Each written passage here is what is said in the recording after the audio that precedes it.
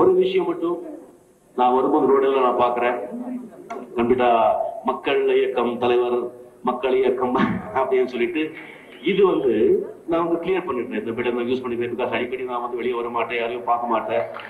அதனால இது நதிகள் இணைக்கணும் அப்படிங்கிற ஒரு அவேர்னஸ் கொண்டு வரணுங்கிறதுக்காகத்தான் அந்த மக்கள் இயக்கம் அப்படின்னு ஆரம்பிச்சு அது அதுல எத்தனை விஷயங்கள் இருக்கு, எவ்வளவு யூஸ்ஃபுல்லா இருக்கு, அது என்ன பண்ண முடியுங்கிறது கவர்மெண்ட்டுக்கோ பிரசிடென்ட்டுக்கோ இல்ல எல்லாருக்குமே தெரியற மாதிரி செய்யணுங்கிறதுக்காக அதை ஆரம்பிக்கலாம் இருந்தேன். ஆண்டு புண்ணியத்துல சுப்ரீம் கோர்ட் சென்ட்ரல் கவர்மெண்ட்டுக்கு ஆர்டர் கொடுத்து அவங்க செய்யணும், நதிகள் இணைப்பு நடக்கணும் அப்படின்னு சொல்லி பண்ணிருக்காங்க. ரொம்ப சந்தோஷமான விஷயம். பிரைம் மினிஸ்டர் அதை பத்தி வேலை செஞ்சுட்டு இருக்காங்க. இப்ப சீஃப் மினிஸ்டர் சொல்லியிருக்காங்க. ஆக இந்த இயக்கம் ஆரம்பிக்க வேண்டிய அவசியம் இல்லை. அந்த இயக்கம் இல்லை. இந்த நதி நீர் திட்டம் அது டெஃபினெட்லி நடக்கும். இது சத்தியமா இதுல என்னுடைய இது ஒரு பங்கு கூட சத்தியமா கிடையாது. டெஃபினெட்லி அது நான் நினைச்சது பண்ணது கிடையாது.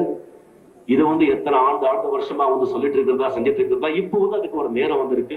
இதுக்கு அவங்க சுப்ரீம் கோர்ட்டுக்கு தான் நன்றியை சொல்லணும். ஆனா இது எவ்வளவு சீக்கிரம் முடியுமோ சீரியஸா எடுத்துக்கிட்டு இதை ஒரு சட்டமாவே கொண்டு கம்ப்ளீட்லி இது ஒரு கான்ஸ்டிடியூஷனல் அமெண்ட்மெண்டா 2 ஹவுசஸ்லயும் ஒரு சட்டமாவே கொண்டு பில் பாஸ் பண்ணி அதுக்கு என்ன ஃபண்ட் வேணுமோ அந்த ஃபண்டை கம்ப்ளீட்டா அதை ஒதுக்கி அதை கம்ப்ளீட்டா ஒரு தனியார் நிறுவனம் கிட்ட விட்டாதான் இது ஒழுங்கா நடக்கும் அப்படிங்கிறது.